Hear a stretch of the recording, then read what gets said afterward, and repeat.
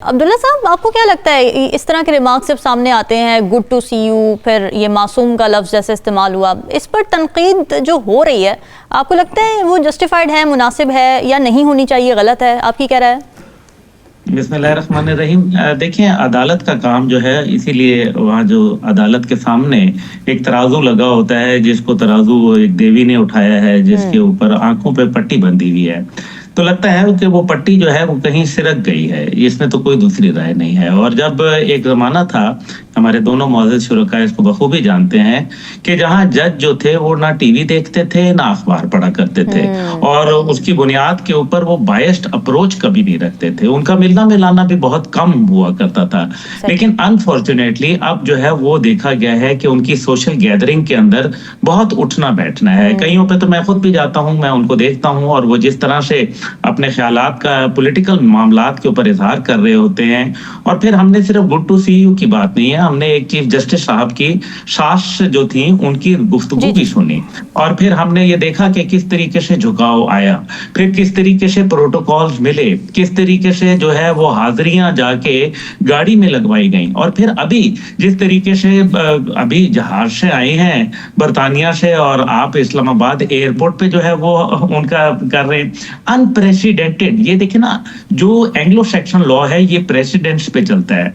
ऐसी कोई प्रेसिडेंट्स पाकिस्तान में मौजूद नहीं है कि जहां एक आदमी जिसको आपने मुजरिम डिक्लेयर कर दिया हो और उसके बाद आके आप उसकी जो है वो उसको इस्तिस्ना दे रहे हो और फिर वो खुलेआम फिर रहा हो। देखें, इसमें जो अहम बात यह है, क्या वजह है कि हमारी अदलिया का 140वां नंबर आ गया। ये एक बड़ा अलमिया है। और दूसरी बात यह है कि अवाम का इदारों पर से एतबार उठना, खास तौर पे इंसाफ वाले इदारों का, जो नीचे लोअर अदलिया के मुतल्लिक कहा जाता है। लोग पहले कहते थे कि जी आप जो है वो वकील एक कर लें, अब लोग कहते हैं आप एक जज कर लें। मुझे बड़ा अफसोस है ये कहते हुए, लेकिन ये एक कॉमन बात है जो होती है।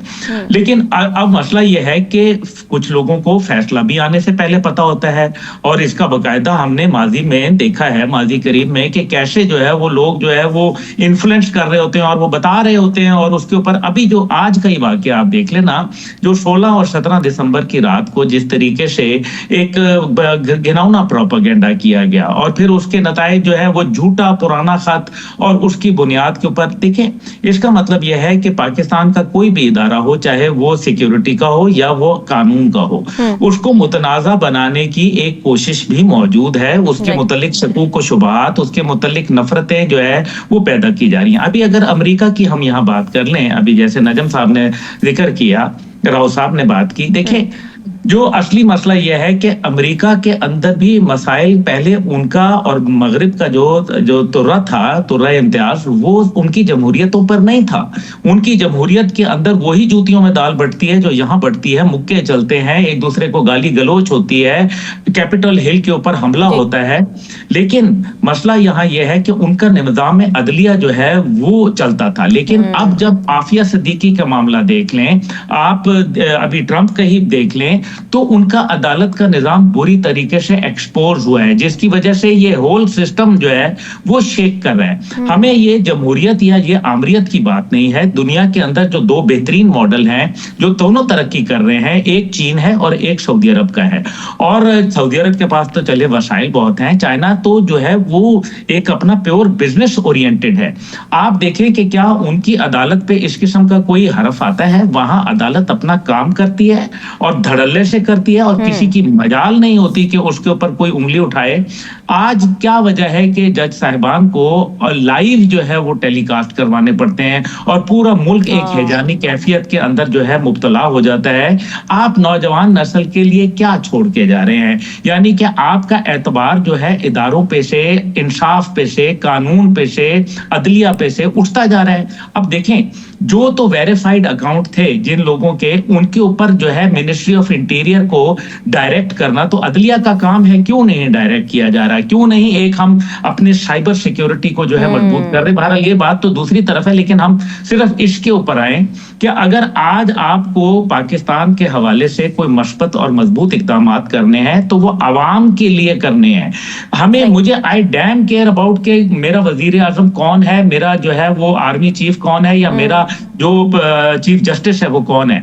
अगर मुझे इंसाफ मिल रहा है, अगर मुझे तहफ़्फ़ुज़ मिल रहा है, मुझे सिक्योरिटी मिल रहा है, मुझे जो है वो हिफाजत, कफालत और अदालत के 3 बुनियादी असूल मिल रहे हैं, तो जिस तरह से यूरोप में किसी को पता नहीं होता कि उनका कौन वजीर आजम है, वहां खिदमत के जज्बे से आते हैं, यहाँ लूटने के जज्बे से आते हैं, यहाँ जिसको देखो वो बहती गंगा में हाथ धो रहा है। जो देखे ना, अब जो आखिरी बात है इसमें वो बड़ी अहमियत की हामिल है, वो ये है कि जो जज साहिबान जिन्होंने वो फैसले दिए, क्या वो गलत थे? क्योंकि अब जो फैसले आ रहे हैं वो उससे बरअक्स आ रहे हैं। अगर वो गलत थे तो क्या उनके खिलाफ कार्रवाई नहीं बनती? उनकी अकाउंटेबिलिटी फिर कहां गई? अभी एक इसके अंदर मिसाल, ये जो आसिया एक खातून थी, उसके ऊपर एक बड़ा, मैं उसके डिटेल में नहीं, उसकी गलत सही में मैं नहीं जा रहा, मैं सिर्फ एक बात कर रहा हूँ, 8.5 साल उसको कैद में रखा, उसकी जवानी, उसके बच्चे, उसकी फैमिली, उसका नाम सब रुल गए वो लोग, और बाद में पता चला कि नहीं जी वो तो मुकदमा जो है वो तो बेकसूर थी। तो फिर कौन इसका जवाब दे? किसी की जिंदगी के 8.5 साल आप ले लेते हैं, और इस तरह दर्जनों नहीं बल्कि सैकड़ों मुकदमात हैं, तो कौन जिम्मेदार है उसका? क्या आप पहले गलत थे या अब गलत है? और अगर पहले गलत थे तो उनको सजा दें, और अगर अब गलत है तो अब की सजा होनी चाहिए। ये है मेरा बात। बिल्कुल ठीक है, बहुत अहम पॉइंट्स उठाए। नाज़रीन, इंतखाब वक्त करीब आते ही जहाँ एक तरफ हवाओं के रुख का तयन किया जा रहा होता है, तो दूसरी तरफ सियासी जमातों और मुख्तलिफ रहनुमाओं के बदलते रुख भी हैरत में डाल देते हैं। कल के हरीफ आज के हलीफ, और कल जो एक दूसरे से बात करना तक पसंद नहीं करते थे, कैसे हैरानकुन तौर पर अचानक उन्हें एक दूसरे में ऐसी खूबियां नजर आ जाती हैं कि वही बिलावल भुट्टो जो शहबाज शरीफ को बेहतरीन वजीर आजम करार दे रहे थे, आज सारी कैंपेन ही नून लीग के खिलाफ चला रहे हैं। वही नून लीग जो बाप पार्टी से सेनेट में वोट लेने पर पीपल्स पार्टी को कोसती नजर आ रही थी, आज उसी बाप पार्टी से बलूचिस्तान में इत्तेहाद कर चुकी है।